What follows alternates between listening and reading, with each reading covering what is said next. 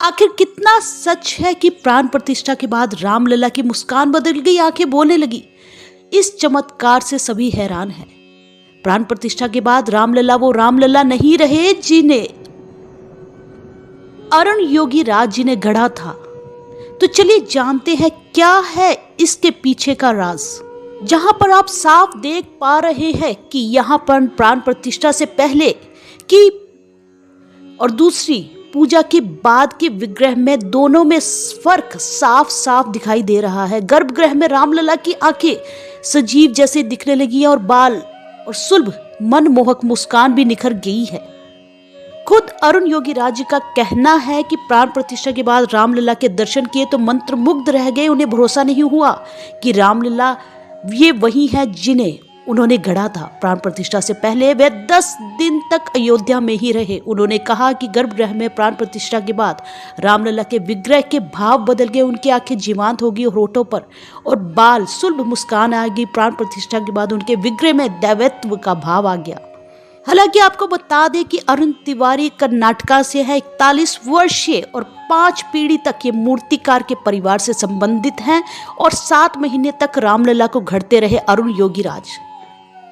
रामलला की मूर्ति 2.5 अरब साल पुराने काले ग्रेनाइट पत्थर से बनाई है, जिसे कृष्णशिला का नाम दिया गया है।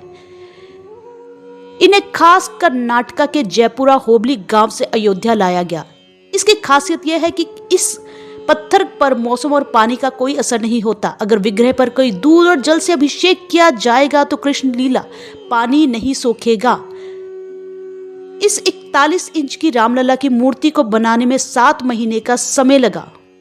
जहां पर अरुण योगी राज ने 5 साल के बच्चे की छवि को घड़ने के लिए उन्होंने काफी रिसर्च की और किताबें पढ़ी। मुस्कान और हाव भाव को समझने के लिए स्कूलों में जाकर बच्चों से मिले और कई स्केच बनाए। कृष्णशिला पर हाथ आजमाने के लिए उन्होंने टेक्नोलॉजी का सहारा भी लिया और खुद अरुण योगी राज इसे बनाने के लिए आधी रात तक जगते रहे। 5 साल के रामलला को बनाने के लिए बारीकियों को ध्यान रखा और इसके बाद वर्कशॉप में रखी मूर्ति की छवि और प्राण प्रतिष्ठा के बाद विग्रह स्वरूप में फर्क साफ नजर आया। अरुण योगी राज की फैमिली पिछले 300 साल से मूर्तियां बना रही है। इनके पिता दादा खुद एक कुशल शिल्पकार थे। उनकी परिवार जो है 5 पीढ़ी से शिल्पकार की भूमिका निभा रही है। खुद MBA करने वाले और एक प्राइवेट कंपनी में नौकरी करने वाले आज 2008 के बाद मूर्ति कलाकारी में माला से लोटी, करधनी, कमर और बाजूबंद, कंगन, पग, कड़ा, पैजनिया और धनुष बाण शामिल है। इनमें कुल हीरे, मानिक, पन्ने और अनकट डायमंड लगे हुए हैं।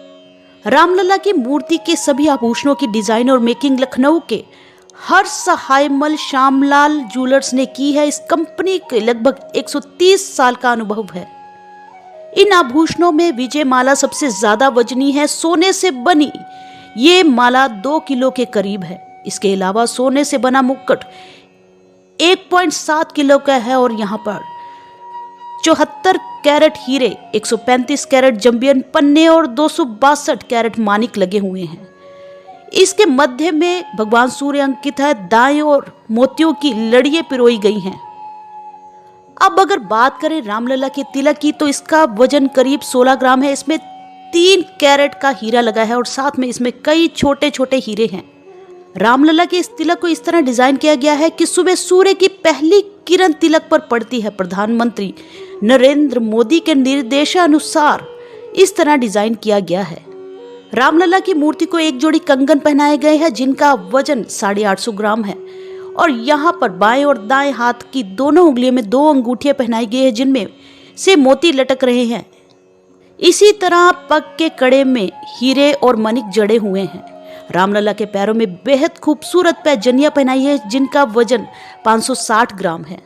24 कैरेट के सोने से बने धनुष बाण का कुल वजन करीब 1 किलो है। इसके अलावा रामलला को खेलने के लिए चांदी से बने खिलौने दिए गए हैं। इनमें से चांदी से बने झुनझुने, हाथी, घोड़े, ऊंट, खिलौना, गाड़ी और लट्टू रखे गए हैं। कारीगरों की इतनी मेहनत के बाद और यहाँ पर हमारे प्रधानमंत्री नरेंद्र मोदी के इतने प्रयत्नों के बाद हमारे खुद श्री रामलला का इस आभा में, इस मूर्ति में जीवांत तो हमारे प्रभु की ही देन है। तो चलिए दोस्तों पूरा विवरण मूर्ति कला से लेकर उनके शिल्प श्रृंगार आभूषणों से लेकर पूरा उनकी पोशाक से लेकर पूरा विवरण इस वीडियो में आपको बताया गया है। और ऐसे ही अन्य जानकारी के लिए चैनल को सब्सक्राइब करना, वीडियो को लाइक शेयर करना और कमेंट सेक्शन पर जय श्री राम लिखना बिल्कुल भी मत भूलिएगा। जय श्री राम।